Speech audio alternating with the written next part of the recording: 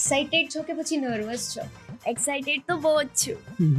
Pink કલરની જોઈએ છે, મને પર્પલ કલરની જોઈએ છે. અમે શોપિંગ કરવા જઈએ ને ત્યારે મમ્મી કહે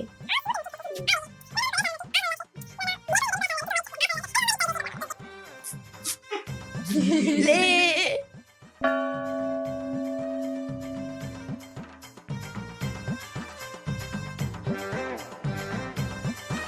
કશિશ, સ્ટાર્ટિંગમાં કેવા વિડીયોઝ બનાવતા હતા? અમે સ્ટાર્ટિંગમાં વોઇસ વાળા વિડીયો બનાવતા હતા, પણ રિલેટિવ્સની વાત કરીએ તો એમનો સપોર્ટ હતો ખરી?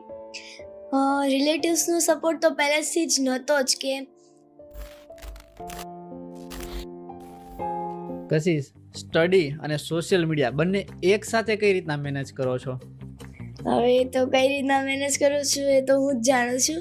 એટલે ક્યારે એવું સાંભળવા નથી મળ્યું કશેથી ફ્રેન્ડે કીધું હોય કે તારી આ ટીચર છે ને આવી વાતો કરતા હતા કે પેલી છોકરી તો રીલ્સ બનાવે છે ને સ્ટડીમાં ધ્યાન નથી આપતી, એવી કોઈ વાતો જ નથી સાંભળવા મળી? એ બધી વાતો તો હોય, પણ પર્સનલી એમ સ્ટડી ગમે છે ખરી? કશિશ પટેલ જ્યારે નોર્મલ લાઈફ જીવતા હતા અને હવે સેલિબ્રિટી વાળી લાઈફ જીવે છે, તો આમ બંનેમાં ફરક શું લાગે છે? પહેલાં નોર્મલ લાઈફ હતી, મીન્સ કે આ છે તો છે ભાઈ. પણ તો આ તમે જે ડાન્સ કરો છો એના તમે કોઈ ક્લાસીસ કરો છો કે કર્યા હતા એવું કંઈ?